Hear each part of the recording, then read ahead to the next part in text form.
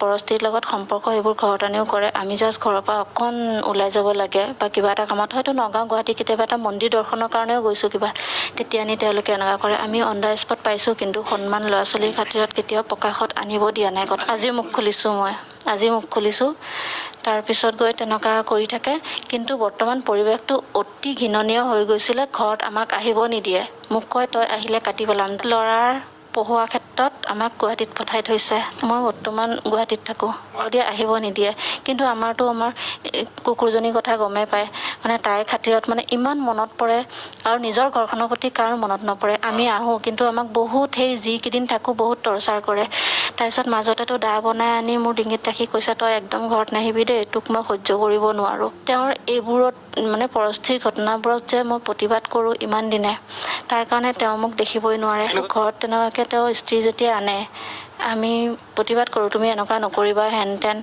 তাৰপিছত নাই তেখেতে নামানে এনেকুৱা কণ্টিনিউ কৰি থাকে অনলি আমাৰ মাজত কাজিয়া হয় পৰস্ত্ৰী লৈ পেলাই তাৰপিছত তেওঁ এজনৰ লগত হ'লে মই কিবা এটা ভাবিলোঁ হয় একাধিক মই মৰিগাঁৱৰ এনেকুৱা ভাল মানুহৰ নাম কিছুমান ফ'কাছত আনিব পাৰিম যদি কোনোবাই বিচাৰে তেওঁলোকৰ পৰ্যন্ত হিষ্ট্ৰী মোৰ তাত আছে তেওঁ জানে যে মোক ডমিনেট কৰি ৰাখিলে মানে তেওঁ কথাবোৰ ভাইৰেল নকৰিম ওচৰ চুবুৰীয়াক নকম সেইকাৰণে মই কোনদিন কোৱা নাই যিহেতু এইবোৰ কথা ক'লে নিজৰ লাজ লাগে ল'ৰা ছোৱালীয়ে শুনা পালে কি ক'ব মই ইমান দিন সহ্য কৰি আহিছোঁ তাৰপিছত গৈ এতিয়া অত্যাধিক অত্যাচাৰ হৈ গৈছিলে তেওঁ মোক ফ'ৰ্চ কৰি আছে ডাইভৰ্চ লাগে বুলি তাৰপিছত মই ক'লোঁ চোৱা তোমাৰ এতিয়াতো 54 ইয়াৰ্ছ হ'ল মোৰ 44 হ'ল আছোঁ দূৰত বা কিবা ডাইভৰ্চৰ ইয়াত কি কথা আছে ল'ৰা ছোৱালী মানুহ কৰাটোহে আমাৰ এতিয়া উদ্দেশ্য হ'ব লাগে তাৰপিছত তেনেকুৱাকৈ তেওঁ আহিলে অত্যাধিক অত্যাচাৰ কৰে মাজতে দা ডিঙিত থৈ কাটিব গৈছে তই একদম নাহিবি তাৰপিছত মই ভাবিলোঁ তেওঁ কিবা এটা বিশেষ এটা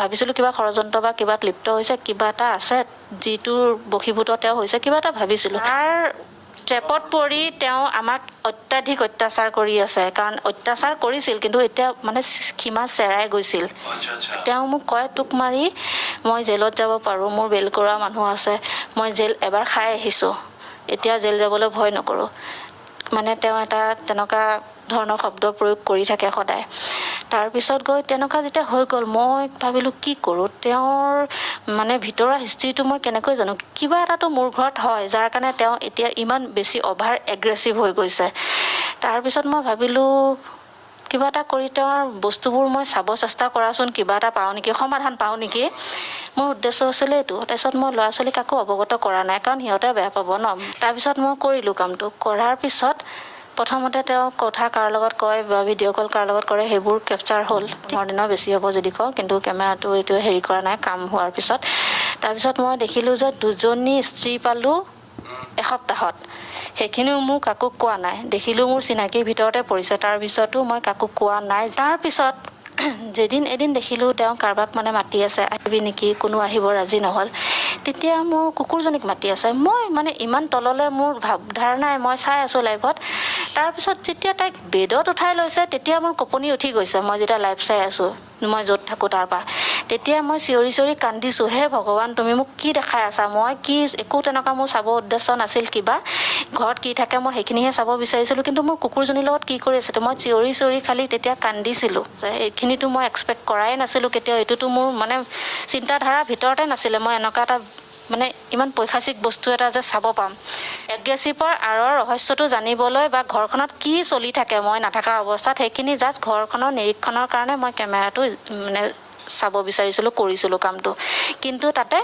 স্ত্ৰী 2জন পালোঁ সেইখিনিও মই কাকো কোৱা নাই আজিলৈকে কিন্তু সেই মোৰ কুকুৰজনীৰ কি ভুল আছিলে তেতিয়া মই মানে থাকিব নোৱাৰিলোঁ মই চিঞৰি কান্দিছোঁ মই পাগলৰ নিচিনা NGO বিচাৰিছোঁ তাৰপিছত যেতিয়াই মই NGO পাই গৈছোঁ তেওঁলোকক দি দিছোঁ যে মোৰ ছোৱালীজনীক বচাওক যিহেতু মই তাক মা বুলি মাতোঁ জেচি মা বুলি মাতোঁ জেচি মা মই মা বুলি মাতোঁ এওঁলোকে জানে মা মই বিয়া হৈছিলোঁ 97ত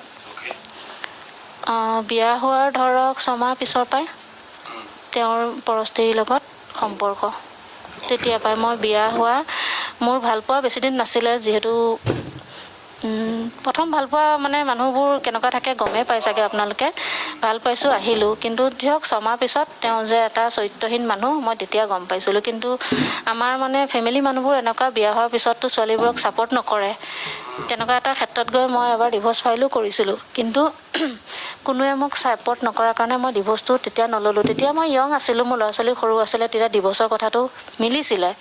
কিন্তু এতিয়া তেওঁ মোৰ পৰা ডিভোৰ্চ বিচাৰে। তেওঁ এতিয়া যেতিয়া দোকান খুলি লৈ পেলাই তেওঁ মানে পইচাৰ মুখ দেখিছে বা কিবা এইবোৰ ৰাজনৈতিক কিবা পলিটিকেল ক্ষমতা পাইছে, তেওঁ মানে সম্পূৰ্ণ উল্টা হৈ গৈছে মানুহজন। আৰু তেওঁ প্ৰচাৰ কৰে মই কৰা বুলি। মই যিটো বৰ্তমান ঘটনা হ'ল সেইটো কিবা প্লেনিং আছে নেকি? সেইটো প্লেনিঙত পৰে নেকি আপোনালোকে কওকচোন? সেইটোতো প্লেনিঙত নপৰে। মই ধৰাৰ উদ্দেশ্য নাছিল, মানুহজনৰ অত্যাধিক অত্যাচাৰ। ঘটনাটো উৰৰ কাহিনীটো কি জাষ্ট চাবলৈ, ঘৰখনত নিৰীক্ষণ কৰিবলৈ মই জাষ্ট কেমেৰাটো ইউজ কৰিছিলোঁ। কিন্তু তেনেকুৱাকৈ মই 2জনী তিৰোতা পালোঁ। কিন্তু সেই কুকুৰজনীক যেতিয়া মাতি তেওঁ অপকৰ্ম কৰা ষ্টাৰ্ট কৰিলে, সেইখিনিত মই কেনেকৈ সহ্য কৰিম? কেনেকৈ? মইতো মানুহ না। আৰু সেই কুকুৰজনীক মই নিজে হাতে ডাঙৰ কৰি 2.5 বছৰ পালিছোঁ। তেনেহ'লে সেই কুকুৰজনীক মানে বোবা জীৱটোৱে ইমান যে কষ্ট সহ্য কৰি আছিলে, তাই হয় যদি মই আজি মাত নামাতোঁ। মই নিজৰ জীৱনৰ কাৰণে কোনদিন মাত মাতা নাই, ইমান দিন টৰ্চাৰ হৈ আছোঁ। কিন্তু কুকুৰজনী একো বুজি নাপায়। সেই যে ভগৱানে মোক সেইখিনি সাক্ষী বনালে, মই যদি আজি প্ৰতিবাদ নকৰোঁ তাইৰ হৈ, মই জীৱকুলত পৰিম নে কওকচোন? ময়োতো তাৰ সহভাগী হ'লোঁ বুলিয়ে ভাবিম নিজকে। অবলা জীৱটোৰ কি দুখ আছিলে? আৰু মই এনেকুৱা এটা দৃশ্য বন্দী হ'ব বুলি সেইখিনি কাৰণেতো মই কেতিয়াও প্ৰস্তুত নাছিলোঁ। কিন্তু সেইখিনি কেপচাৰ হোৱাৰ পিছতে আগৰ দৃশ্যখিনি মই ইগন'ৰ মাৰি দিছোঁ। চিম্পুল কথা, তাৰ লাইফ ষ্টাইলটো।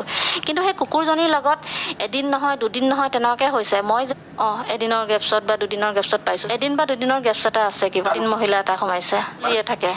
মহিলা 2গৰাকী ৰেগুলাৰ আহা। কাৰণ যিটো শব্দ কৈছে সেইটো মই পিছত কৈ আছোঁ, যে মোৰ ঘৰখনত সিহঁতে চিনি পায় কোনটো ৰুমত কি আছে, তেনেকুৱাকৈ মানে এটা শব্দ কৈছে। সেইখিনিতে মই গম পাইছোঁ যে হ'ল বাথৰুম থকা ৰুমটোলৈ যাওঁ ব'লা।